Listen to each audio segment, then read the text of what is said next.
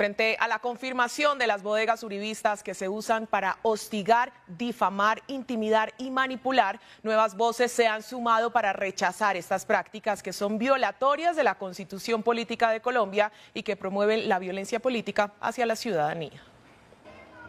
Luego de conocerse durante una transmisión en vivo del expresidente Álvaro Uribe Vélez la existencia de bodegas, el gerente del sistema de medios públicos, Holman Morris, también reaccionó al respecto. De la criminal persecución del DAS y sus campañas de desprestigio en el gobierno de Álvaro Uribe Vélez, ahora pasamos a Uribe, dando la orden que hagan llorar en las redes con los comentarios, es decir, matoneo. En redes sociales, a la joven influencer María José, a través de las bodegas digitales, el DAS en los tiempos de Uribe, como está demostrado, se propuso, como en mi caso y de mi familia, la desestabilización del núcleo familiar, campañas de desprestigio, amenazas de muerte, persecución a mis hijos menores de edad, mis hermanos y mis padres. Así también la influencer María José Gómez, víctima de los ataques ordenados por el expresidente, reaccionó en su cuenta en X.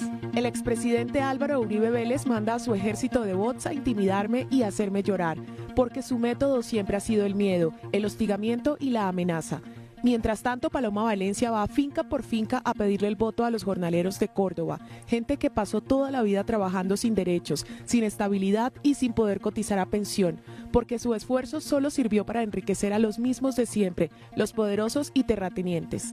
No te tengo miedo, Álvaro Uribe Vélez, no me vas a hacer llorar. Yo hablo desde la realidad social que ustedes explotaron y despreciaron. Aunque pasen siglos, aunque intenten borrarnos, detrás de mí vendrán más. Eres la peor escoria de este país y así te va a recordar la historia. Como ella, el caricaturista Matador se sumó al rechazo a este tipo de prácticas que transgreden los límites de la libertad de expresión.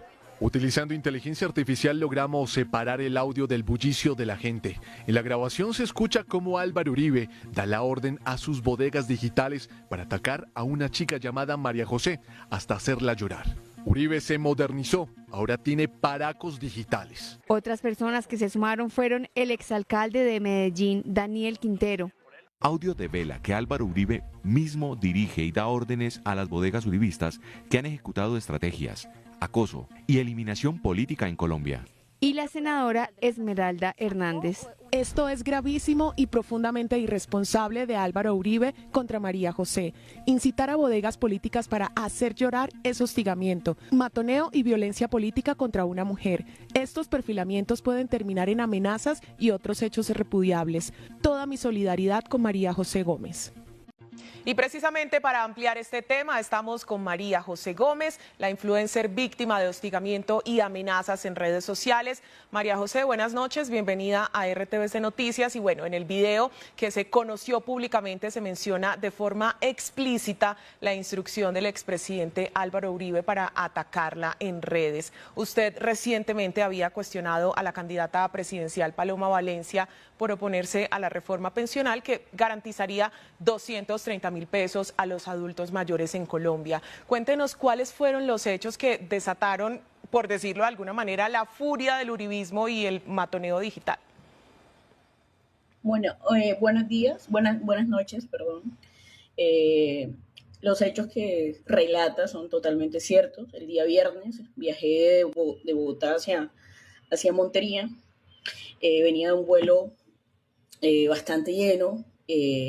Al momento de salir del avión me encontré con la congresista y actual candidata presidencial Paloma Valencia, y se me hizo bastante increíble verla viajando hacia mi departamento, hacia Córdoba, porque ya yo sé cuáles son las prácticas políticas de ellos en mi departamento. Ellos llegan, se van a una finca, invitan a todos los jornaleros de las fincas y a sus familias y los reúnen de tal manera que tengan un público, y a esas personas son a las que ellos les hablan.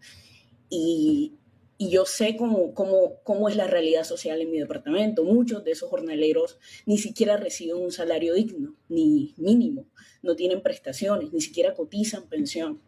Ni siquiera. ¿Por qué? Por la realidad social y todo el sistema que los ha excluido durante décadas. Desgraciadamente estamos en un país con una desigualdad estructural que condena a los excluidos a seguir siendo excluidos. Entonces, cuando yo veo a Paloma Valencia, yo lo primero que hago es preguntarle, pero doctora Paloma, usted está en contra de la reforma pensional. Yo sé que usted va a venir acá a pedir votos a los jornaleros, a los mototaxistas, al vendejugo, al vendefrito. Yo sé que a todos ellos les va a llegar a pedir el voto. Y me parece increíble que por detrás usted esté eliminándole el derecho a poder acceder siquiera a una renta básica, porque eso es lo que ella pretende. Ella dice y alude que el subsidio ella lo defenderá, pero es mentira. Ella lo que le está quitando al oponerse a la reforma pensional es el derecho, y el derecho es una garantía legal que le da el Estado a cada ciudadano para poder pedir esa renta básica. Y cuando tú tienes un subsidio, realmente el Estado depende de la voluntad del gobierno de turno, depende del presupuesto, depende de muchas cosas que, bueno, no dependerías si realmente estuviera reglamentado, estuviera bajo la ley, como se quiere con la reforma pensional. Entonces, justamente le pregunto por eso a Paloma, y Paloma lo que hace, digamos que es decir que ella no está en contra de que los abuelos reciban los 230,000 pesos, pero ella está en contra de la reforma pensional, que se vuelva un derecho.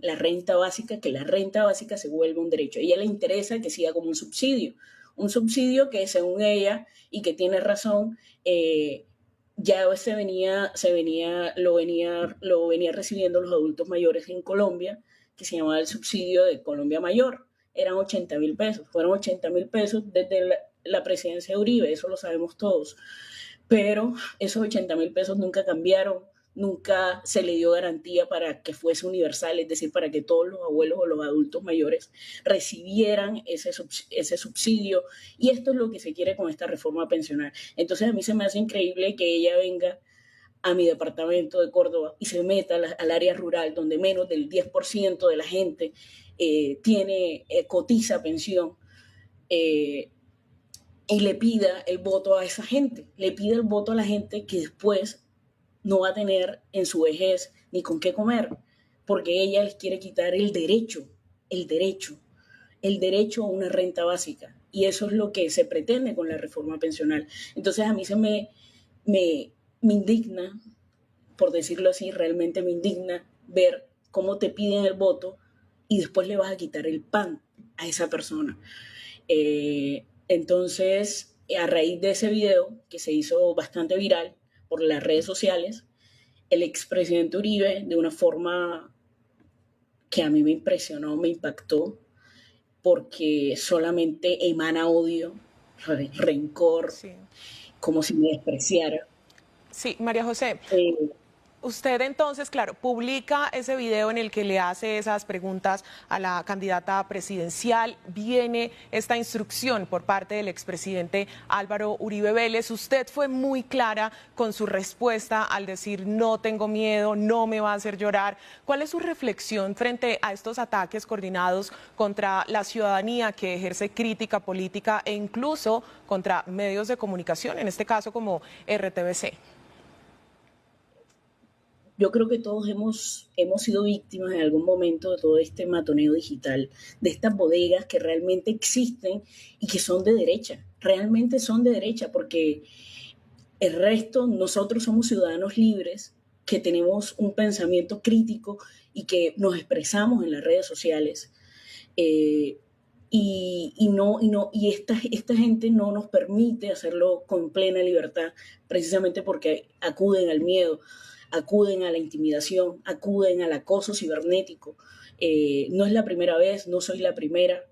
Detrás de mí hay muchos compañeros que también han sido víctimas. Me solidarizo también con ellos, porque en estos momentos sé lo que se siente, sé el miedo que te causa, pero aún así yo no voy a llorar, ni tengo ese miedo que él pretende infundarme.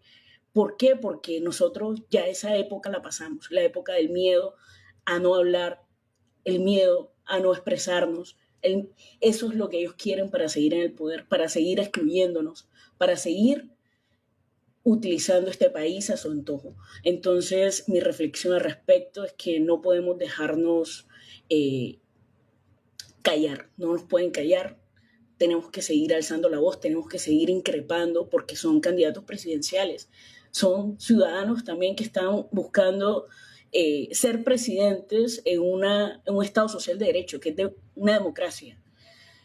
Entonces tenemos todo el deber y todo el derecho como ciudadanos de increparles, de preguntarles y de decirles cuando no estamos de acuerdo con lo que piensan, con lo que quieren o con lo que plantean.